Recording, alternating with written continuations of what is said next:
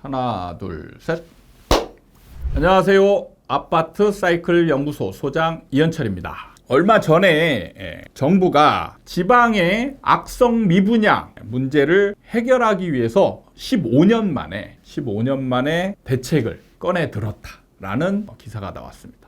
그게 바로 뭐냐? 바로 악성 미분양 주택을 LH가 직접 매입을 해서 이것을 든든 전세로 임대를 놓겠다. 그래서 시장에 어느 정도 조정을 하도록 개입을 하겠다. 이런 정책을 냈습니다. 이 정책에 대한 기사가 나오면서 사실 그 기사 뉴스 밑에 이제 댓글이 달리잖아요. 굉장히 많은 다툼이 벌어지는 댓글이 많았습니다. 그 주된 내용이 뭐였냐면 이런 정책을 하는 게 옳은 것인가 그른 것인가에 대한 논란이 많았어요. 굉장히 재밌는 모습이었다라는 생각이 들고, 그래서 이 부분에 대해서 한번 내용을 짚어보고 저에 대한 생각도 한번 얘기를 해볼까 합니다. LH가 기축 매입 임대 예산 3천억 원을 활용해서 3,000호를 매입하겠다. 그리고 이거를 든든 전세 주택으로 공급할 계획이다. 이렇게 이제 발표를 했고요. 구체적인 매입 지역이나 건설사 기반 지역 등 자격 요건은 아직 미정이다. 그리고 임대 수요가 충분한 아파트를 역경매 방식으로 가능한 낮은 가격으로 매입을 하겠다. 그래서 그 가격대가 어느 정도냐? 기존 분양가의 약 70에서 80% 수준이다. 이렇게 이제 매입을 하겠다 발표를 했는데, 실제로 이렇게 매입한 사례가 있습니다. 15년 만에 도입됐다고 했잖아요. 5년 전에 이런 사례가 있었습니다. 2008년과 2010년에 총 7,058호. 그러니까 이때 당시에 지방의 중공업 미분양, 악성 미분양이 꽤 많았습니다. 52,000호였어요. 52,000호 중에 7,058호. 그래서 비중이 약 13.6%.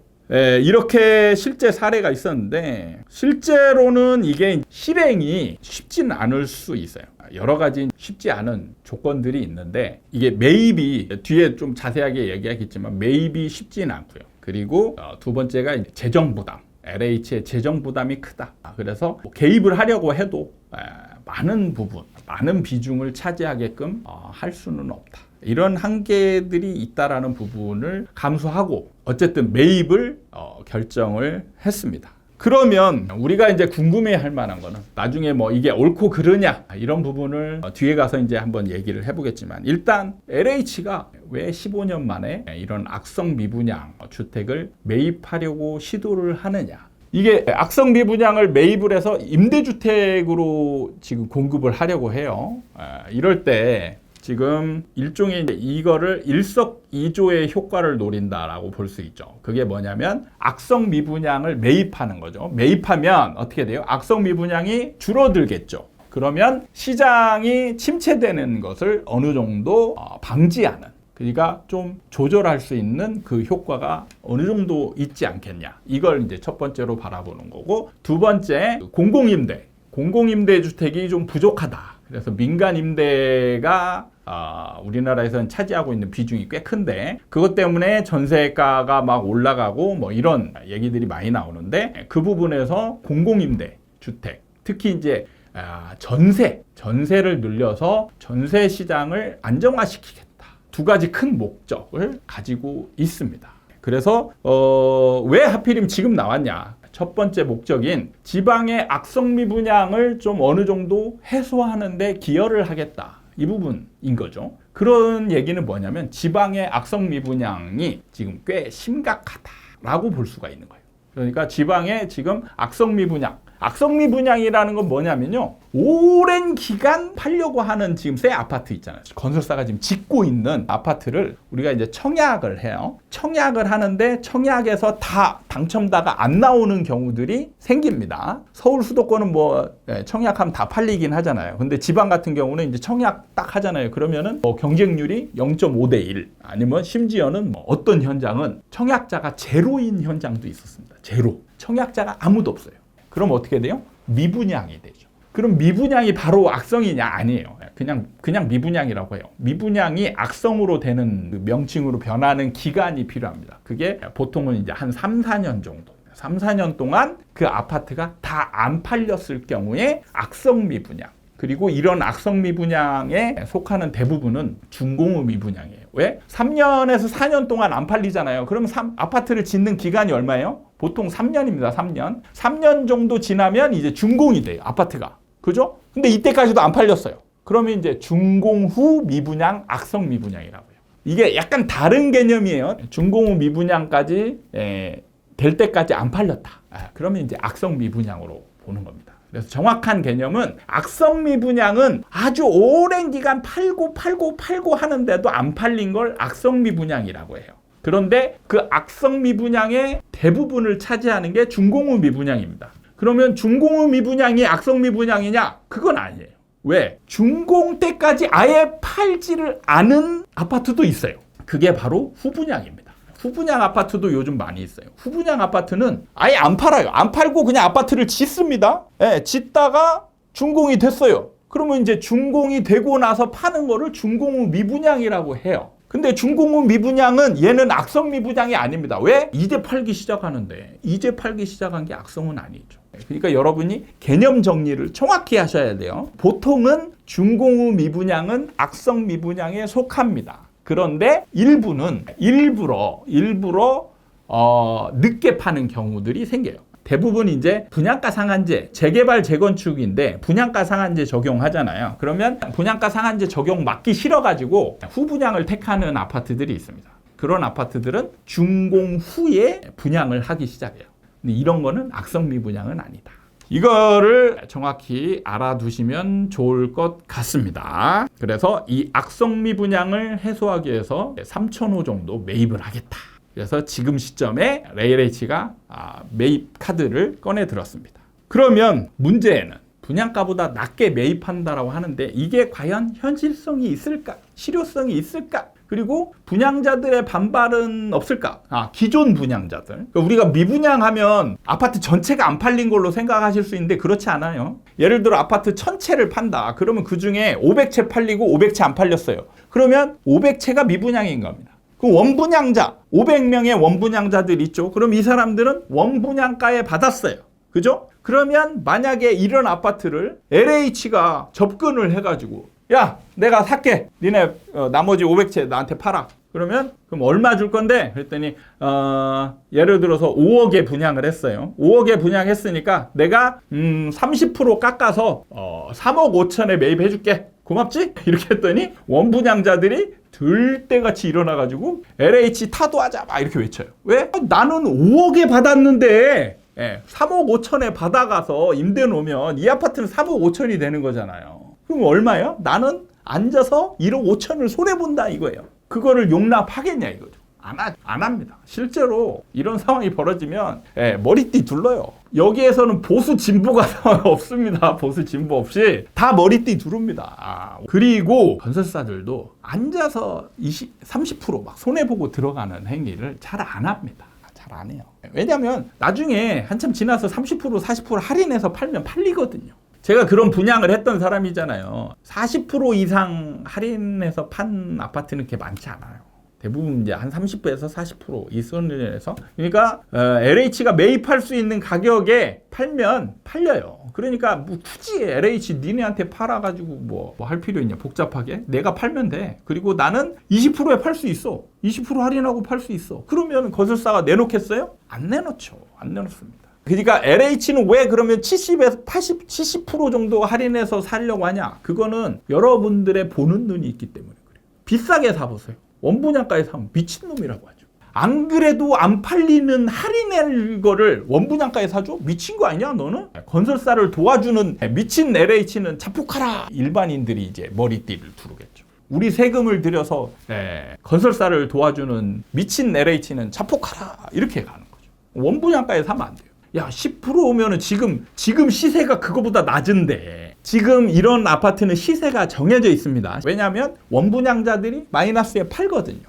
원분양자들이 마이너스에 팔 거 아니에요. 그럼 시세가 정해져 있어요. 보통 10% 20% 낮게 형성되어 있습니다. 미분양 아파트는 다 그래요. 그러면 10% 할인해서 샀다. 그러면 시세보다 어쨌든 좀 비싸거나 비슷한 가격일 수 있죠. 그러면 야, 그런 걸 왜 사주냐? 그러니까 LH가 지금 적정선, 경험을 통해서 해보니까 한 30% 선이 적정하더라.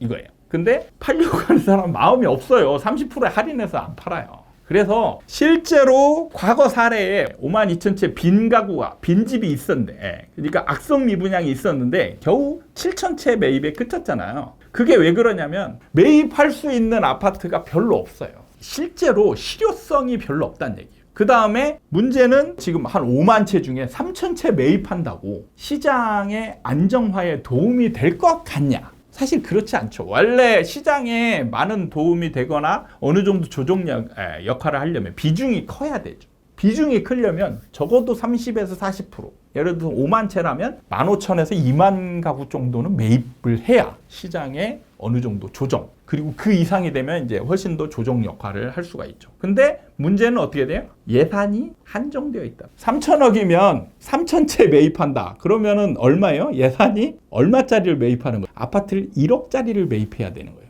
1억. 그렇잖아요. 1억에 3,000채 가면 3천억이에요.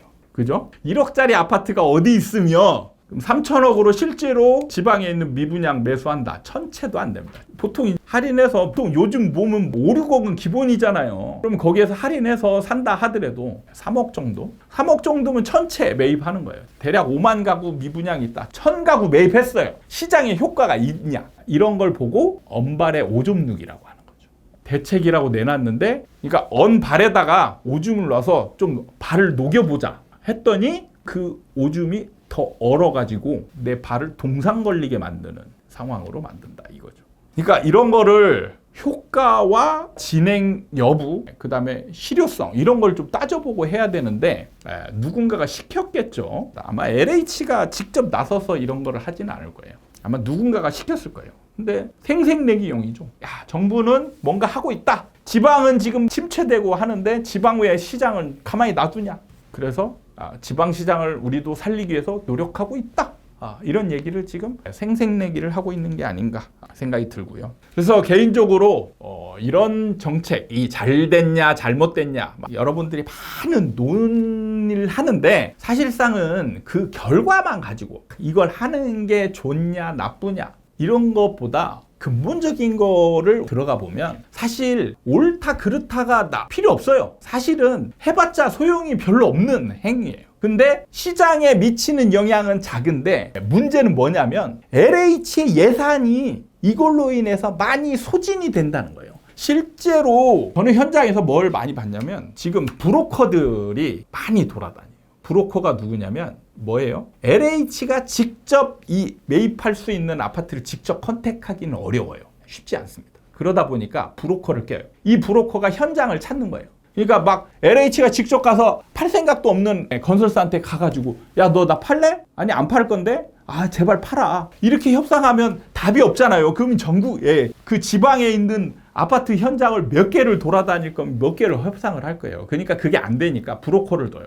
브로커가 일일이 시행사들이나 건설사를 막 찾아다닙니다. 악성 미분양인 데를 가가지고 조용히 접근해가지고 아무도 모르게 시행사 대표나 건설사 대표나 만나가지고 지금 니네 팔 의향이 있냐? 몇 채나 매입할 거냐? 뭐 이런 식으로 어느 정도 조율을 한 다음에 가능성이 있는 현장들만 가지고 가서 LH에게 넘기는 거죠. 그러면 이제 LH는 여기가 좋겠네? 이렇게 찍으면 이제 구체적인 협상이 진행이 되는 거예요. 그런 브로커들이 이제 많이 돌아다니는데 또 장난질을 칠 수가 있습니다. 실제로 이제 정말 어려운 현장은 막 한 40%, 50% 할인되거든요. 그러면 어떻게 돼요? 40%, 50% 할인되는 현장을 잡아다가 여기서 자기 마진을 탁 남기고 LH에게는 30%만 하고 넘길 수가 있는 거예요. 그러니까 실제로 효과 없는 이런 예산을 쓸데없이 낭비하는, 그러니까 여기서 돈 버는 사람 누구예요? 브로커만 돈 버는 거죠. 브로커만.